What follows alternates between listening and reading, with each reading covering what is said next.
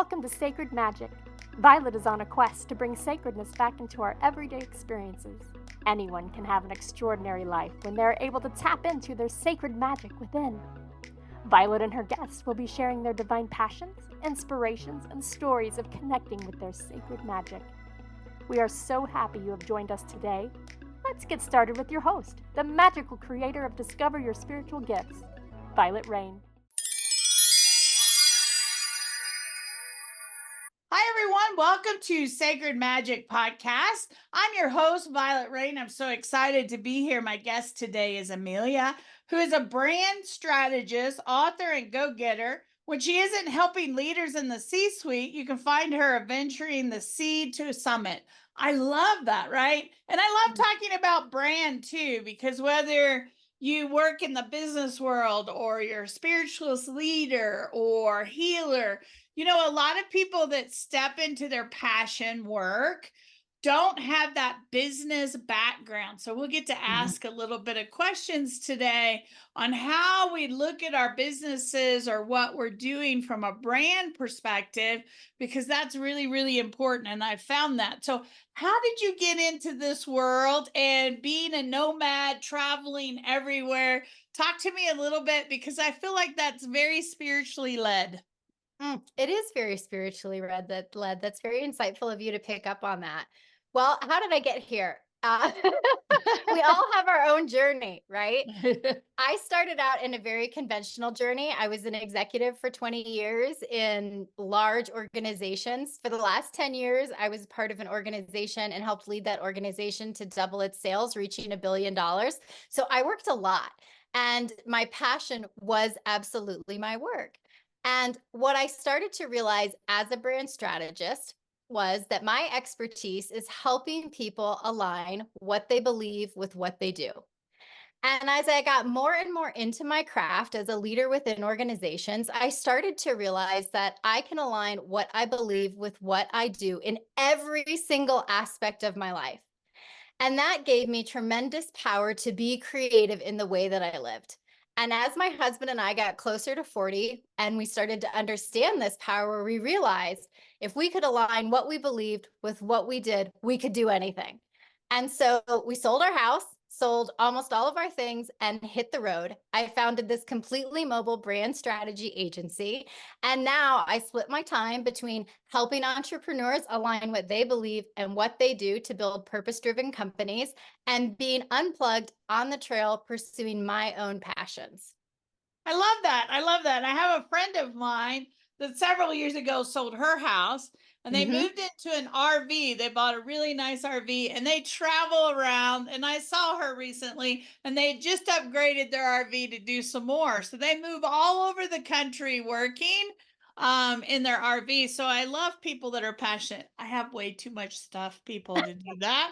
It would be really hard for me. Do you just see, this is just one office. I have an office downstairs too.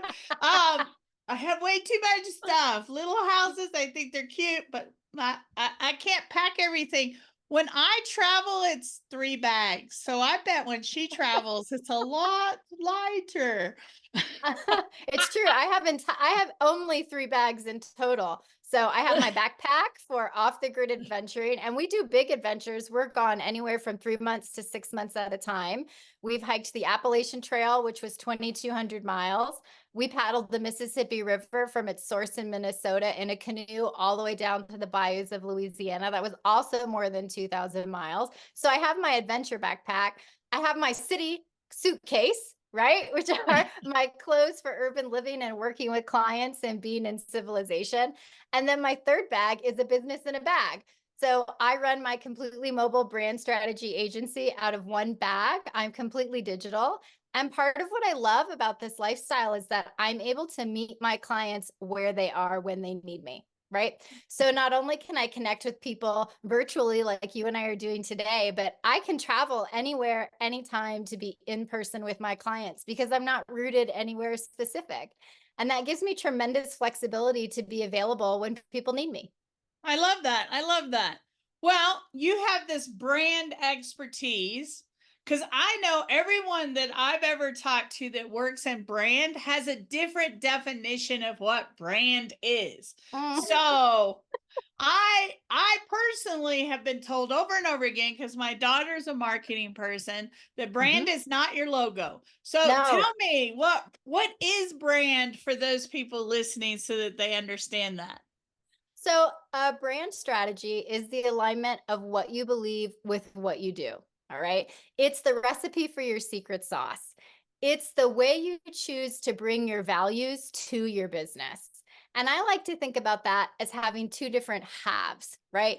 There's the process, the results are in the process. And then there are the practices, the way that you do business, and the joy is in the practice.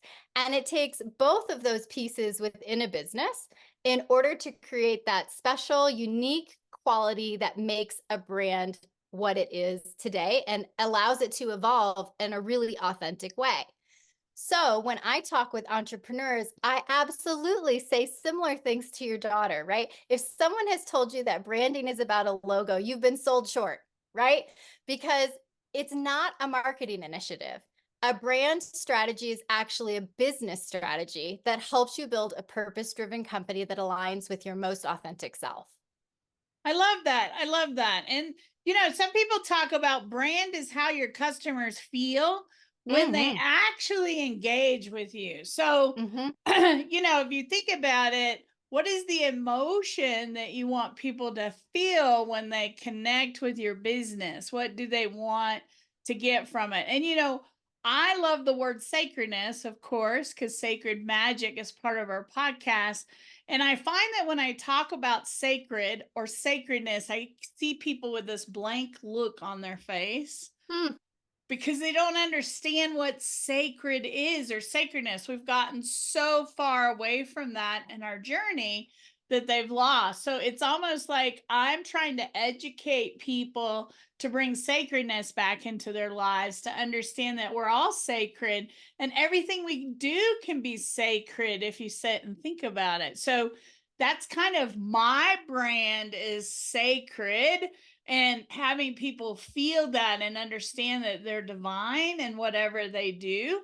And so that's the emotion I want people to feel in my business and my strategy. So I love that. So you talk about 7 sacred practices for goals. Share with us a little bit what that means, what that really is. So one of the first experiences that I had after I left my high profile corporate gig was to move to Hawaii for an extended period of time. And it was a really important period of development for me as a person, as a professional, because I was introduced to new ways of living and new concepts. And one of the most profound experiences that I had was being taught the Hawaiian art form of making lei. And through that practice, I learned 7 sacred practices that can connect my ambition to the inner meaning of the work. And as I started to get farther in my studies, and I still practice lei making today, I started to realize that the parts of my life that were connected to practice, the parts of my life that were sacred, were not separate from my ambition. And I realized that my ambition is a creative force. My ambition is a creative force that can bring to life a well-rounded and fulfilling experience. Ambition isn't about productivity. Right? Ambition isn't about my to-do list. It's not about my calendar. It's not about checking things off. Ambition is about bringing to life my greatest desires in the most fulfilling way possible. And so these 7 practices provided an outlet for me to bring together my processes of productivity with inward practice so that the goals that I'm pursuing actually mean something, not only at the finish line, but today while I'm working towards them. I love that. I love that. It's almost like blending the external with the internal, right? And Absolutely. balance, and creating that balance. And it's so important for fulfillment. At least I really internalized a message when I was growing up that I should sacrifice and suffer, right? And claw my way through something that's big and a big and important goal. And I should wait to celebrate until I get to the finish line, right? Like all of the finish line, all of the happy, good feels will happen at the finish line, right? And that's just not true. The way our brain works, fulfillment actually doesn't happen at the finish line. Fulfillment actually happens right now in the present moment. And so when we delay the celebration, when we delay the enjoyment to the finish line, we actually reduce the fulfillment in our life. And as I started to understand that, and as the art form of lei making started to teach me practices that I could use in my life, I started to realize that when I suffer through a goal, I diminish my potential, right? I reduce what my fulfillment opportunity actually is. Right now is my chance to feel fulfilled. Right now is my chance to really get the most out of this goal so that when I reach the finish line, it's as big and amazing as it possibly can be in my life. I love that. I love that. So somebody listening that says, I would like to take my passion and really put it to work. What recommendations, tips, or practices would you tell them to look into to begin to do that? It's a great question.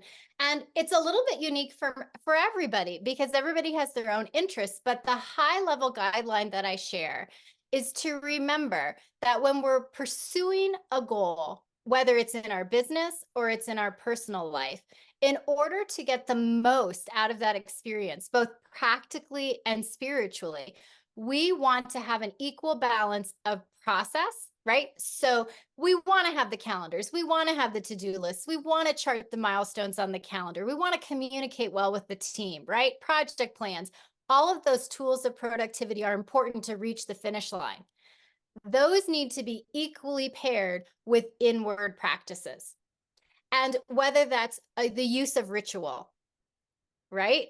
Whether we turn our routines into a ritual, whether we decide to tap into a community and have a sacred experience with other people, right? Whether we sit down and set intentions and decide from the outset, this is how I want to feel when I pursue this goal. We need to have equal parts process and practice in order to get the most out of our ambition and out of the goals that we pursue. So I encourage people to not just look outward, but to look inward and be sure that every day in pursuit of their biggest ideas, they are asking both of those questions, not just what do I need to do, right, to accomplish this, but what do I need to do to make this matter to me right now? And this perfectly aligns whether you're a mother watching kids at home or whether you're working, a 9-to-5 job or whether you're opening your own business. I see that internal also of just being in stillness, right? Of checking in with yourself and how do you feel and what does this feel like and where's that joy at, as well as all that to-do list of what I need to do, which creates a really good balance of masculine and feminine energy, right? Because that's really what that is on some level. And that balance is what we need so much of, whether it's our personal life, our professional life, or what we're doing. I love that. And it can be so hard for business people, especially for entrepreneurs, because it's so easy to get stuck in the productivity grind. Right. That when our head is down, stuck in productivity, it's so easy to lose sight of how we're actually doing, right? And so it takes an attention to this balance of process and practice, a commitment to this balance in order to bring it to life. Because it's next thing we know, our life is all about our to-do list. Well, even as a previous executive, there have been studies done on productivity. And our human nature is the more we work, the more we'll produce. And what they found is that is not true. That if you overwork, overwhelm, you're actually producing less than if you pull back a little bit and make sure that you're in a good state of being and mind, because then you're going to produce more. As Americans, we think 10 to 12 hours a day is what we're supposed to be doing. And really, you're not as productive as if you did 7 hours a day or 8 hours a day. You're going to produce a lot more if you're focused than if you overdo it and exhaust yourself out. Have you found that with your productivity as well? I have. And what I found is that when I sit down to work, my thoughts are more well organized. I have more clarity about what I'm trying to accomplish. And not only do I work more effectively, but I work in ways that produce better results and better ideas because I've allowed my whole brain an opportunity to contribute. Right. Because I don't want to just use the one side of my brain that's about straightforward action. I also want to give time for my creative brain to kick in. And my creative brain needs time to connect the dots. And I think there's this misunderstanding that if we aren't consciously working, that we're not working at all. And that's not true.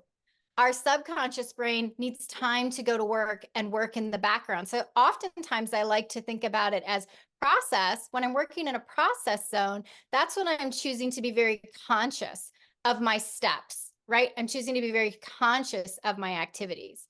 And when I'm working in a practice zone, that's when I'm allowing my subconscious to go to work, to be creative, to connect dots, to come up with new ideas and contribute to my opportunities in ways that I never could have imagined.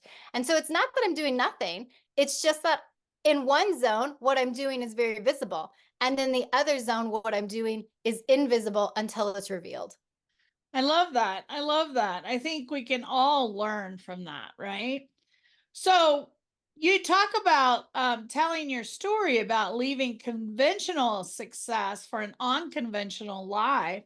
Talk to us about how that experience has been. And I'm sure you had to step through some fears to do that. And for somebody that would really like to be able to step through their fears, what did you learn in that process?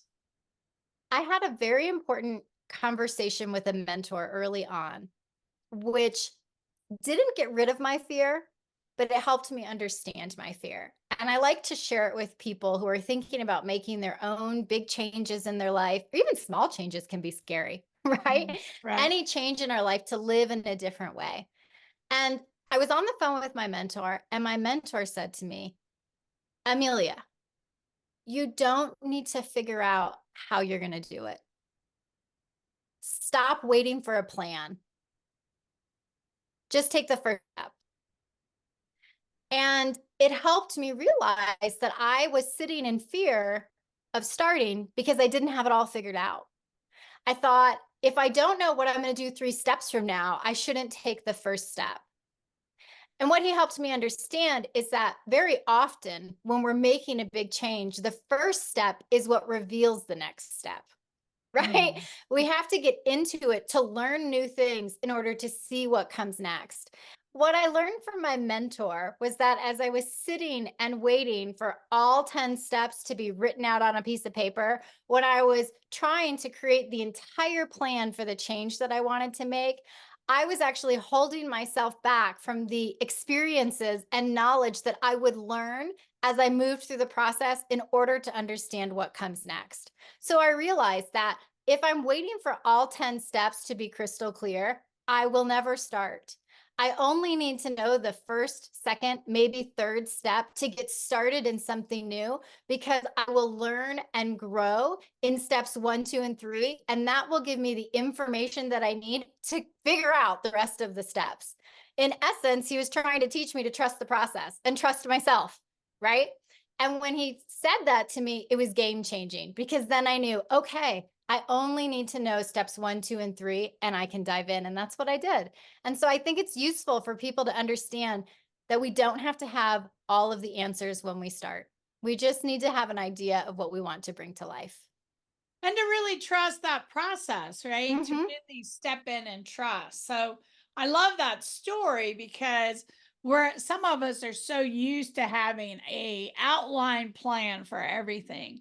And sometimes it's just about the journey. It's not about what you're getting at the finish line. It's about the journey as you move through it and what you gain along the way, which is the most valuable. So, Mhm. Amelia, share with us a little bit. If somebody wanted to work with you, what are some of the things that you offer? And do you see clients and what do you share with them? So, Mhm. give us a little bit of an overview. Absolutely. So I'm a brand strategist that works with CEO founders and solo entrepreneurs to build purpose-driven brands. And I work with my clients in 2 ways.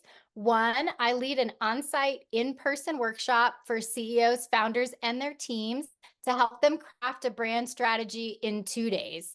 And it's a very powerful workshop because so often leaders and organizations can struggle for 2 years to create a brand strategy.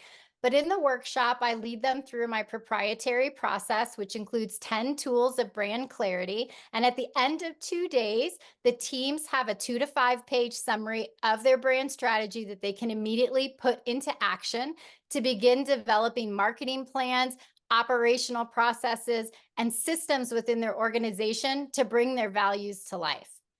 The second way that I work with leaders is directly with solo entrepreneurs, and I offer an 8-session one-on-one coaching program, which is a hybrid. And that hybrid includes 8 one-hour sessions working directly with me to develop their brand strategy and 8 independent study lessons that solo entrepreneurs work on in between each of our conversations. So I like to call it the 1, 2, 3 repeat. So first, the solo entrepreneur does their independent study.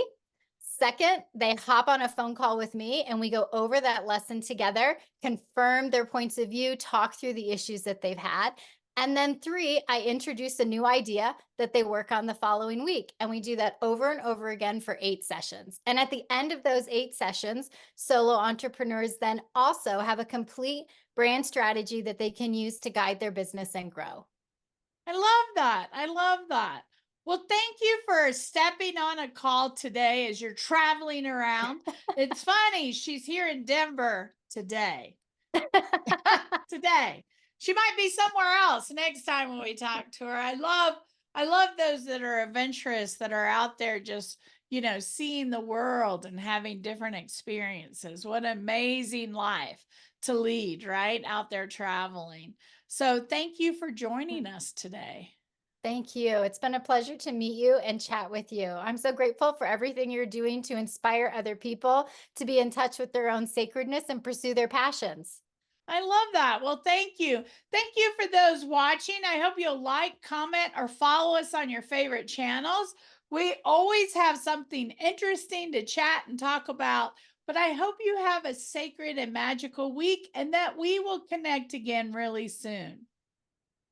Thank you for joining us. To find out more about Vialet, head over to discoveryourspiritualgifts.com. You can also send a personal message to Vialet through email, violet@discoveryourspiritualgifts.com. If you love the show, subscribe to our podcast on Apple Podcasts, Google Podcasts, or Spotify. Until next time, remember, we are meant to have abundant and joyful lives. We hope to see you soon at Discover Your Spiritual Gifts.